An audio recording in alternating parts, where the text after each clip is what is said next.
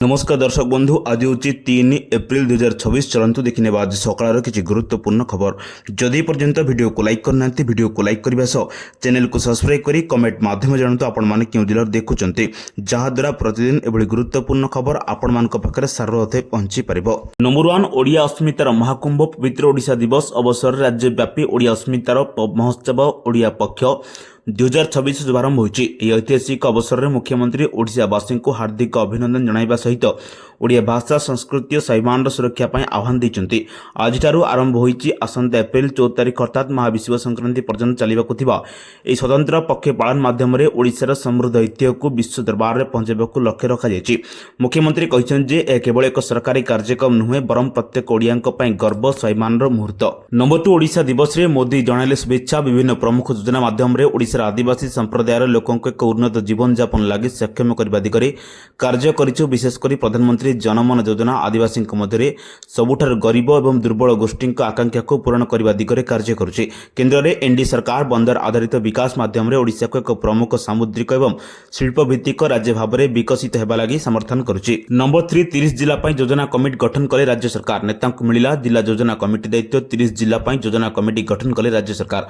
आहरी सठिक ढंग से हेब जिला स्तर में उन्नयनमूलक कार्यर योजना प्रस्तुति मॉनिटरिंग और मूल्यांकन।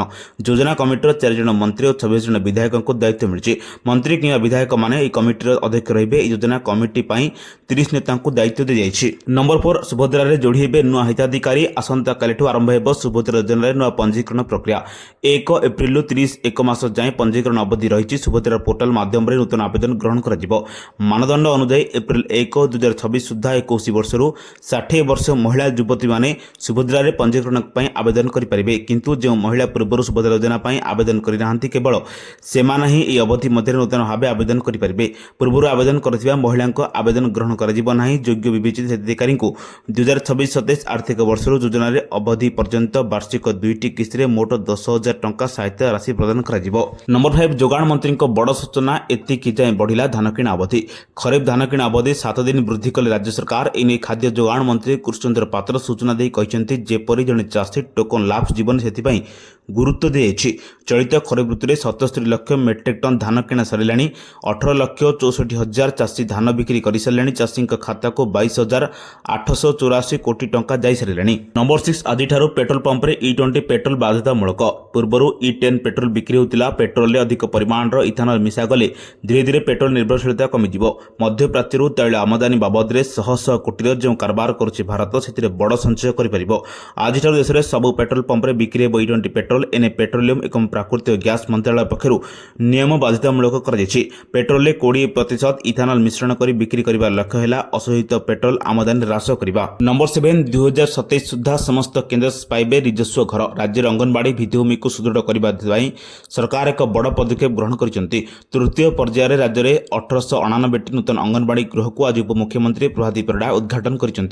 लोकसेवा भवन ठारे आयोजित एक स्वतंत्र कार्यक्रम आभासी माध्यम से समस्त केन्द्र शुभारंभ कर। निजस्व गृह में चलिब अंगनवाड़ी केन्द्र। पूर्व अनेक अंगनवाड़ी केन्द्र निजस्व गृह अभाव विभिन्न स्कूल किंबा गोष्ठी केन्द्र मानक परिचालित होता। नूतन गृहगुड़िक निर्माण फल एवं शिशु एवं महिला माने एक स्वतंत्र तथा उन्नत परिवेश रे सरकारी सेवा पाइपर।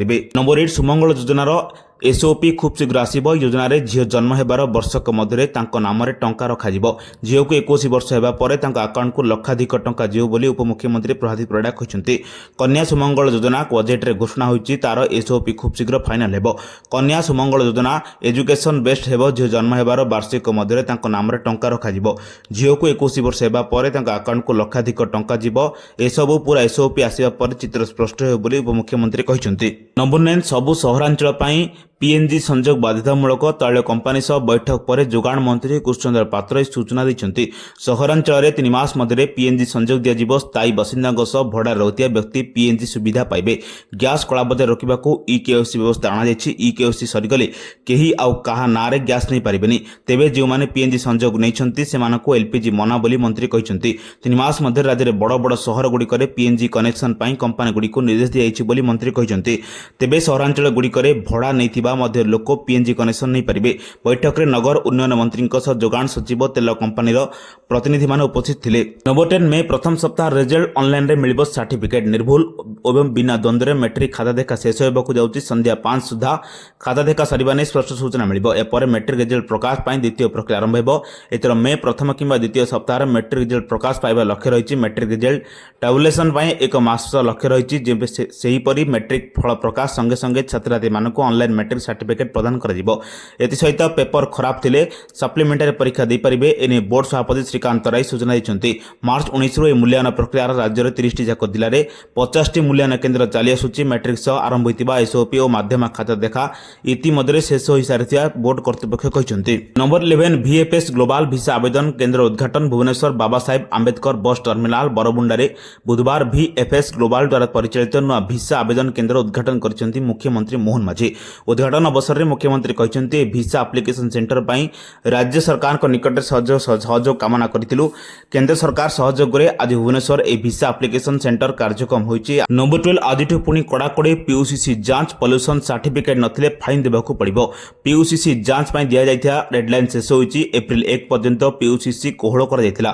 ପିୟୁସିସି ନଥିଲେ 10,000 ଟଙ୍କା ଜରିମାନା ଲଗାଯିବ। ପ୍ରାୟ 18 ଲକ୍ଷ ଗାଡ଼ିରେ ପିୟୁସିସି ଏବେ ବି ବାକି ରହିଛି। ପୂର୍ବରୁ ପଲ୍ୟୁସନ ସାର୍ଟିଫିକେଟ୍ ଯାଞ୍ଚ ଏପ୍ରିଲ 1 ଯାଏଁ କୋହଳ ଥିଲା। ତେବେ 2 ତାରିଖ ଅର୍ଥାତ୍ ଆଜିଠାରୁ ଯାଞ୍ଚ ଜୋରଦାର ହେବ। ବୈଧ ପ୍ରଦୂଷଣ ପ୍ରମାଣପତ୍ର ନଥିଲେ 10,000 ଟଙ୍କା ପର୍ଯ୍ୟନ୍ତ ଜରିମାନା କରାଯାଉଛି। ପେଟ୍ରୋଲ ପମ୍ପରେ ପଲ୍ୟୁସନ ସାର୍ଟିଫିକେଟ୍ ଦେଖାଇବା ପରେ ଗାଡ଼ିରେ ତେଲ ପକାଇବା ପାଇଁ ନିର୍ଦ୍ଦେଶ ରହିଛି। ପରିବହନ ବିଭାଗ ପକ୍ଷରୁ ମାଗଣାରେ ଗ୍ରୀନ୍ ଷ୍ଟିକର ଦିଆଯାଉଛି, ଯାହା ଗାଡ଼ିରେ କାଚରେ ଲଗାଇବାକୁ ପରାମର୍ଶ ଦିଆଯାଇଛି। ନମ୍ବର 13 ଆଜି ସୁନା ଏବଂ ରୂପା ବଜାରରେ ଏକ ବଡ଼ ହ୍ରାସ ଦେଖିବାକୁ ମିଳିଛି, ଯାହା ନିବେଶକ ଏବଂ କ୍ରେତା ଉଭୟଙ୍କ ମଧ୍ୟରେ ଉତ୍ସାହ ସୃଷ୍ଟି ହୋଇଛି। ସୁନା ମୂଲ୍ୟ ହ୍ରାସ ପାଇଥିବା ବେଳେ ରୂପା ମୂଲ୍ୟ ଏକ ବଡ଼ ହ୍ରାସ ରେକର୍ଡ ହୋଇଛି।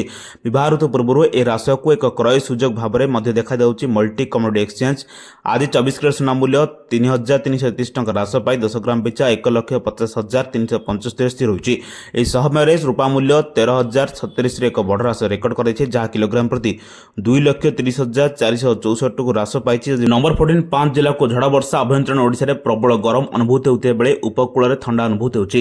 ଗତ କିଛିଦିନ ଧରି ରାଜ୍ୟରେ ଏପରି ତାପମାତ୍ରା ଦେଖିବାକୁ ମିଳୁଛି। ଏନେଇ ପାଣିପାଗ ବିଭାଗ ପକ୍ଷରୁ ହିଟ୍ ଆଣ୍ଡ ହ୍ୟୁମିଡିଟି ୱାର୍ଣ୍ଣିଂ ଜାରି କରାଯାଇଛି। ଗୁରୁବାର 5 ଜିଲ୍ଲାରେ ଝଡ଼ ବର୍ଷା ହେବାର ସମ୍ଭାବନା ରହିଥିବା ବେଳେ ଘଡ଼ଘଡ଼ି ସହ 30ରୁ 40 କିଲୋମିଟର ପବନ ବହିବାର ସମ୍ଭାବନା ରହିଛି।